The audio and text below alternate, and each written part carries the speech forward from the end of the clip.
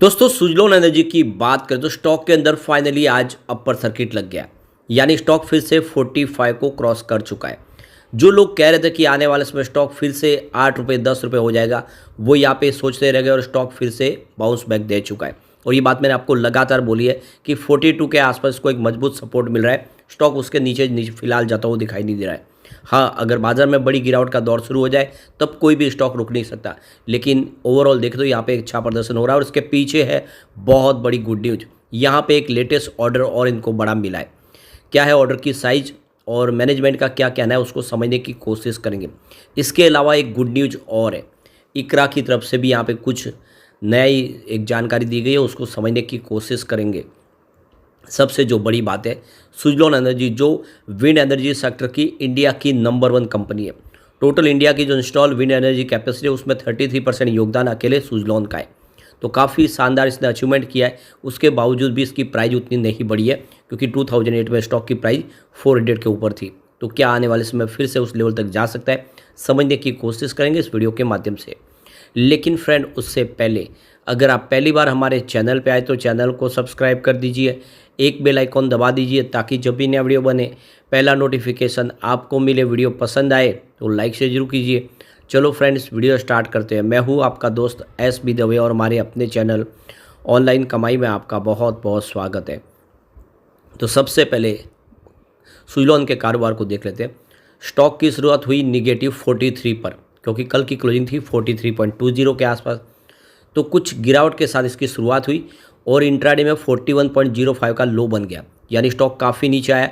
42 का जो मजबूत सपोर्ट था वो सपोर्ट भी टूटा और यानी यहाँ से गिरावट की संभावना बन सकती थी, लेकिन अच्छी खबर के दम पे माहौल बदल गया और इसने 45.35 पर अपर सर्किट लगा दिया। तो बिल्कुल देख सकते हो कि निचले लेवल से एक खरीदारी का लोगों को मौका मिला। फिर से 5% का अपर सर्किट लगा। फिलहाल सर्किट की लिमिट 5% है।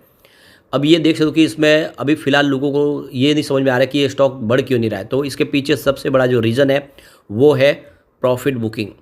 पिछले एक साल में स्टॉक ने 449 यानी 450% का बम्पर रिटर्न दे दिया इस स्टॉक ने।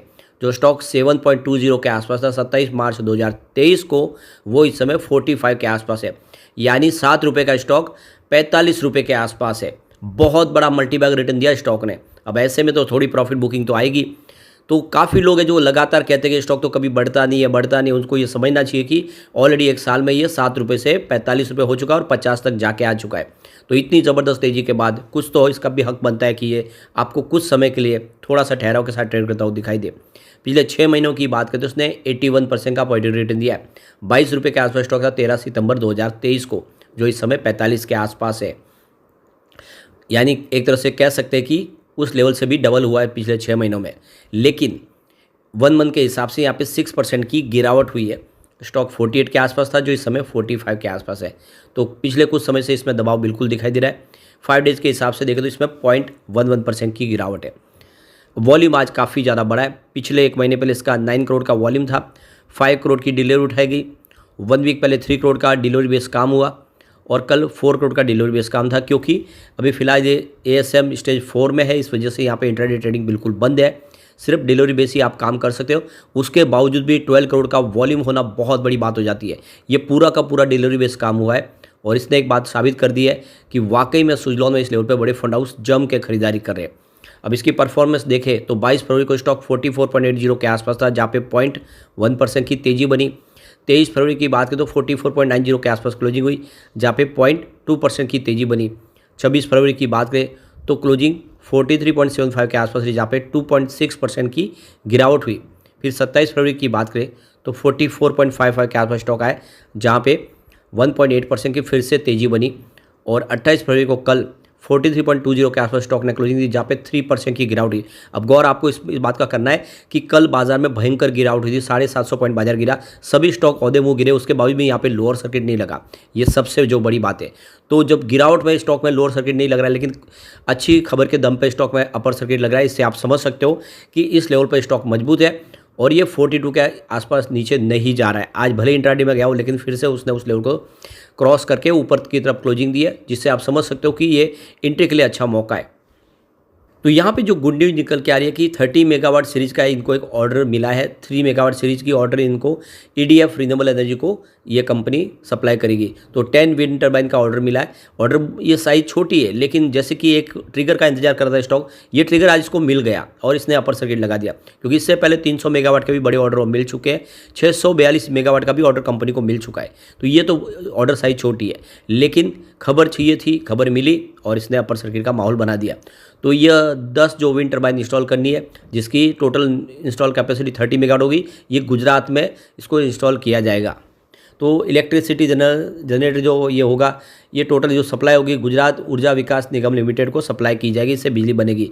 तो 24,000 हाउस होल्ड को इससे बिजली मिल पाएगी और देख सकते करीब 97,000 टन CO2 एमिशन कम हो जाएगा हर साल। सबसे जो बड़ी गौर करने वाली बात है कि ये रिपीट ऑर्डर मिला है। कंपनी ऑलरेडी इनको पहले से भी ऑर्डर दे रही है और ये इनके रिपीट कस्टमर है। यहाँ पे कंपनी टोटल इसका इंस्टॉलेशन, ऑपरेशन, मेंटेनेंस का काम भी संभालेगी, यानी आफ्टर सर्विस भी कंपनी देगी और जिससे इनका जो रेवेन्यू है वो बनता रहेगा। अभी इस मौके पे चीफ एग्जीक्यूटिव ऑफिसर JP चलसानी का कहना है कि ईडीएफ रिन्यूएबल एनर्जी इस सेक्टर की एक मजबूत कंपनी है, उनका काफ़ी अच्छा ट्रैक रिकॉर्ड है और उनको जो ऑर्डर हमें दिया उन्होंने, ये ऑर्डर, उसके लिए हमें काफ़ी ज़्यादा खुशी है और ये रिपीट ऑर्डर मिला है, जिससे ये भरोसा बनता है वो हमारे टेक्नोलॉजी के ऊपर और हमारे ऊपर भरोसा करे, जिससे हमें रिपीट ऑर्डर दे रहे। आने वाले समय में हम उनके भरोसे पे खरा उतरेंगे और ऐसी ही अच्छी सर्विस देते हुए जाएंगे। और जो सरकार का जो सपना है कि ग्रीन एनर्जी पोर्टफोलियो को आगे बढ़ा के जो नेट जीरो कार्बन पॉलिसी में जाना है, उसमें एक कदम हम और तेज़ी से आगे बढ़ते हुए दिखाई देंगे। तो कुल मिला के सुजलॉन ने एक बड़ा अचीवमेंट और किया है। अभी इस मौके पे देखें तो ईडीएफ रिन्यूएबल की तरफ से भी उनके जो चीफ एग्जीक्यूटिव ऑफिसर है उनका बयान निकल कर आया। उनका कहना है कि हमें बहुत खुशी हो रही है कि हम सुजलॉन के साथ में ये बिजनेस टाइप की है, जिसके माध्यम से हम नेट जीरो कार्बन जो हमारा टारगेट है उसको तेज़ी से अचीव कर पाएंगे और हमारा जो ये गोल है ये अचीव करने में सुजलॉन योगदान दे रहा है। सुजलॉन हमें लगातार अच्छी सेवा दे रहे हैं, जिससे हम सुजलॉन के साथ जुड़े हुए, उनके पास काफ़ी अच्छा अनुभव है, जिस वजह से ये हमारा जो बिजनेस है ये आगे बढ़ता हुआ दिखाई दे रहा है। तो कुल मिला के सुजलॉन का एक बड़ा अचीवमेंट है। ईडीएफ रिन्यूएबल भी एक बड़ी ग्लोबल प्लेयर है मार्केट में और 11 गीगावाट की इंस्टॉल कैपेसिटी इनकी है। 20 कंट्रीज़ के अंदर कंपनी काम करती है, तो काफ़ी अच्छा इनका भी ट्रैक रिकॉर्ड है। अब यहाँ पे जो अपडेट एक और निकल के आ रही है कि पावर सेक्टर के जो इतने शेयर है वो काफ़ी अच्छा रिटर्न दे चुके हैं। करीब देख सकते हो कि यहाँ पे 20% से 110% का पिछले 3 महीनों में ही शानदार रिटर्न दिया है। तो ये जो तेज़ी बनी, इसके पीछे वजह इलेक्ट्रिसिटी कंजम्पशन जो लगातार बढ़ रहा है और देख सकते हो कि कोविड के बाद में सारी की सारी इंडस्ट्रीज पूरी तरीके से चलने लगी है, हमारी इकोनॉमी बूस्ट दे रही है और ऐसे में आने वाले समय इलेक्ट्रिसिटी कंजम्पशन और भी आगे बढ़ेगा, जिससे इस सेक्टर की संबंधित कंपनियों को फ़ायदा होगा। रिन्यूएबल एनर्जी के ऊपर सरकार की तरफ से बहुत सारा प्रोत्साहन दिया जा रहा है, उनको सपोर्ट दिया जा रहा है, इंसेंटिव दिया जा रहा है, जिसका फ़ायदा देखने को मिलेगा। तो जो गवर्नमेंट की तरफ जो डाटा रिलीज़ किया गया उनमें कहा गया है कि 1354.97 बिलियन यूनिट का इस्तेमाल हुआ है अप्रैल से जनवरी के दौरान, जो इसमें 7.5% की वृद्धि देखने को मिल रही है। पिछले साल यानी सेम क्वार्टर में ये 1259.49 बिलियन यूनिट के आसपास इस्तेमाल हुआ था। तो बिजली जनरेशन तेज़ी से बढ़ रहा है और सामने इलेक्ट्रिसिटी कंजम्पशन भी बढ़ रहा है, ये सबसे अच्छी बात है। दूसरी तरफ इकरा की तरफ से जो यहाँ पे एक अंदाज़ा लगाया गया है कि जो इस समय इंस्टॉल कैपेसिटी दिसंबर 2023 तक के लिए 135 की जो इंस्टॉल कैपेसिटी हमारी रिन्यूएबल एनर्जी की, जिसमें large hydro electric power plant भी शामिल है, तो यह 2025 मार्च तक 170 गीगावाट तक जाने की अंदाज़ा उन्होंने लगाया। तो कुल मिला के जिस तरह से इलेक्ट्रिसिटी डिमांड बढ़ रही है और सरकार की तरफ से ग्रीन एनर्जी सेक्टर को सपोर्ट दिया जा रहा है, तो ऐसे में आने वाले समय सुजलॉन में तेज़ी और आगे जारी रहेगी और स्टॉक कमाल करेगा।